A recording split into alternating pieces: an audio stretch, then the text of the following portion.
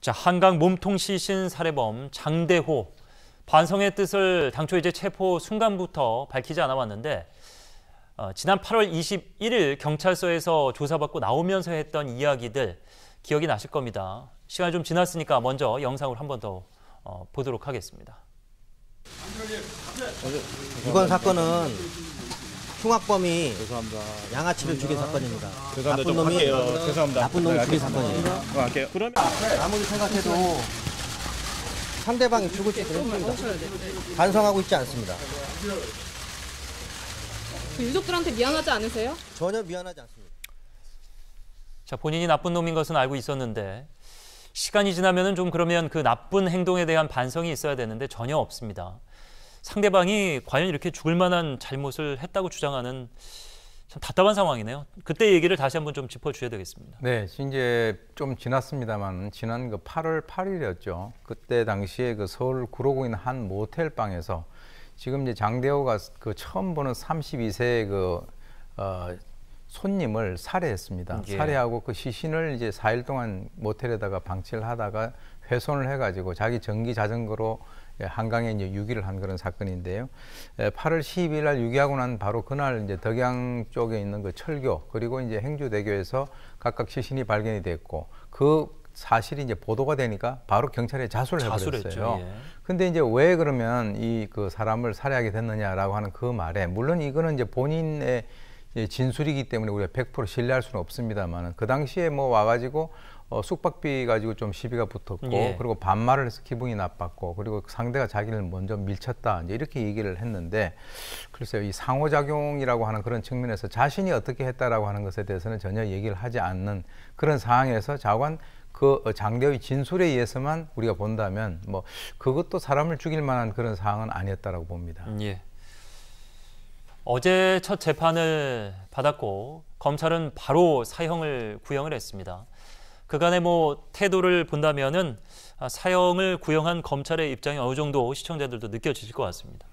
그러니까요. 일단 그 보통 저런 상황이 되게 되면은 뭐 본인이 잘못했다라고 얘기를 해야 되는데 아까 보셨습니다만은 자신을 흉악범이라고 그러고 자기는 전혀 그 후회하지 않는다. 그 사람이 죽을 죄를 졌다. 이제 이렇게 얘기를 했어요.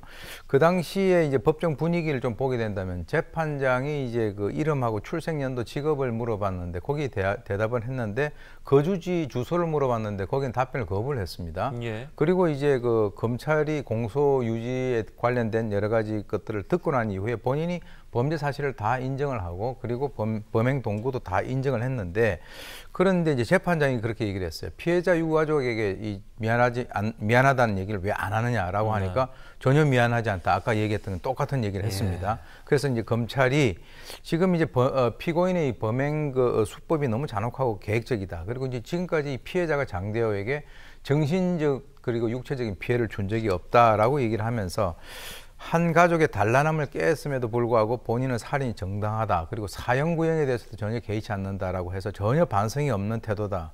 그래서 결국은 이 재범의 우려가 있기 때문에 사형을 구형을 했습니다.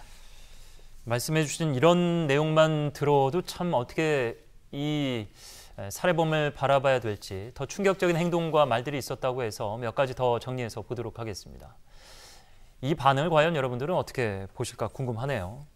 살해 과정과 동기를 알고 싶어서 자수를 했다. 법정에 들어설 때도 미소를 보였다고 앞서 저희가 말씀을 드렸고 재판 내내 여유로운 태도를 뭐 보이다 못해 이것은 뭐 제가 직접 확인 안 했으면은 많은 분들이 믿기 힘드실 것 같은데 과연 이랬을까요? 윙크를 했다라는 증언도 있다고 합니다. 자, 당당하다는 생각밖에 들지 않는데 당당하지 못한 상황에서 말씀드린 대로 이제 시간이 지나면서 본인이 어떤 범행을 저질렀는지 인지하고 이게 굉장히 큰일이구나. 후회를 하고 반성하는 과정이 이어지는데 전혀 그렇지 않다는 것은 정신적으로 문제가 있는 건지 과대망상에 가까운 현실 인식인지 정상은 확실히 아닌 것 같습니다. 일단 이제 이 사람의 이전 행적을 우리가 한번 다시 되돌아볼 필요가 있다고 봅니다. 이 사람은 평상시에 이제 그 진상 손님에 대해 가지고 대처를 하는 그런 아주 대표적인 역할을 해왔었고요. 그리고 이제 2004년에서부터 2017년 동안 짧지 않는 기간 동안에 네이버와 관련된 그 지식인에서 상당히 폭력적인 그 답변을 해왔습니다. 그러고 난 뒤에 그 자수도 이제 그 가까운 지구대가 아니라 경찰청에 가서 자수를 했거든요. 예. 근데 이제 그것이 이제 종로서로 이제 바뀌어졌고 또 이제 수사관하고 면담을 할 때 몇 가지 얘기를 했는데 나는 다른 사람을 괴롭히지는 않는데 다른 사람이 만약에 나를 괴롭히면 그 배로 갚아준다. 예. 그리고 이제 자신이 옳다고 생각하면 절대 굽히지 않는 그런 방어적인 측면도 있고요.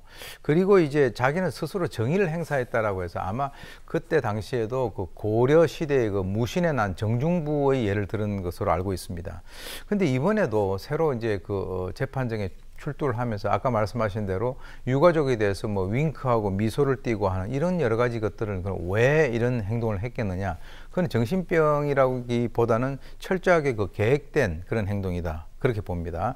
왜 그러냐면 지난번에 이렇게 얘기했습니다. 다음 생에 또 그러면 너 나한테 또 죽는다라고 하는 아주 충격적인 그런 얘기를 했는데 이번에 이제 언론에 노출되는 그런 기회가 아니겠습니까? 그러니까 이제 내가 어떻게 대처를 해야 존재감을 극대화할 것인가라고 생각을 했을 것이고 속된 말로 이왕 버린 몸이니까 내가 남에게 보여주기 위해서 겁먹는 모습을 보여주는 것보다는 검찰이나 법원 그리고 피해자 그리고 국민들 앞에 자기는 뭔가 여유 있는 그런 모습을 보여야 되겠다라고 생각을 한 거로 지금 추정이 돼요. 그렇기 때문에 피해자 가족들에게 윙크라든가 웃음까지 했다라고 하는 것은 이거는 고도의 왜곡되고 질이 나쁜 그런 그 심리가 자리 잡고 있다 이렇게 보는 것인데 결국은 뭐냐면 내가 밖에서 사는 거를 안에 교도소로 이 장소를 옮겨서 사는데 이렇게 해야만 내가 앞으로 교도소에 내에서 산다 하더라도 그 안에 있는 교도관을 포함해서 다른 사람들이 나를 결코 깔보지 못할 것이다 라고 하는 상당히 잘못된 그런 심리에 의한 그 행동의 발로라고 봅니다. 네.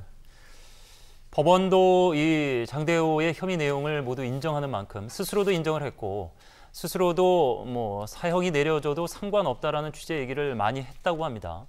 다음 달 5일 곧바로 선고하겠다 이렇게 밝혔는데 법원이 과연 구형대로 사형을 내릴 것인가? 이제 뭐 장대호의 태도만 놓고 보면은 사형이 내려져도 항소를 이 말대로라면 안 해야 정상적인 태도죠. 뭐 할지 안 할지 이제 봐야 되겠습니다만 뭐 많은 인권단체의 반발이 있겠습니다만 사실 우리나라가 사형 집행은 사실상 안 하는 나라고 근데 선고가 사형이 내려진 적은 제법 많지 않습니까?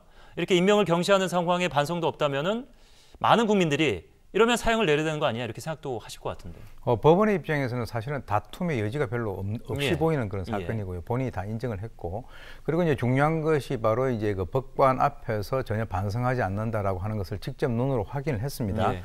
그런데 가장 핵심적인 것은 지금 이제 우리가 무기형이라고 하면은 그 사람이 종신형이라고 이렇게 생각을 할 수 있는데 무기형이라는 거는 말 그대로 기한이 정해져 있지 않는 거예요. 언제 나올지 모른다는 얘기죠. 그러니까 약 20년 정도 지나면은 지난번에 뭐 이춘재 같은 경우도 이제 그 가석방을 꿈꾼 거와 마찬가지로 이런 사람이 만약에 무기형이 되게 된다면 나중에 또 이제 20몇 년 뒤에 나와서 그런 행동을 할 수 있는 소위 이 검찰에서 구형을 하면서 재범의 위험이 상당히 높다라고 얘기를 하지 않았습니까? 그렇습니다. 그래서 심경 변화라든가 이제 앞으로 반성할 수 있는 이 태도가 있을 것인가라고 하는 그 질문에는 저는 전혀 없다라고 생각을 하고 있고요. 저런 태도를 보게 된다면 사회와 영구적으로 격리를 시켜서 저게 이제 2심이 되면은 1심에서 사형을 선고한다 하더라도 2심에서 되면 또 뭐 무기형으로 또 이렇게 가능할 수 있는 들어간다거나 이런 과정을 통해서 또 그러니까 이걸 알고 있는 거예요. 이 바로 장대호라고 하는 인물이. 그래서 사회와 영구적으로 격리한다라고 하는 그런 측면에서는 사형을 선고하는 것이 합당치 않겠는가. 이 국민의 여러 가지 어떤 정서라든가 저는 개인적으로 그렇게 생각을 합니다. 예.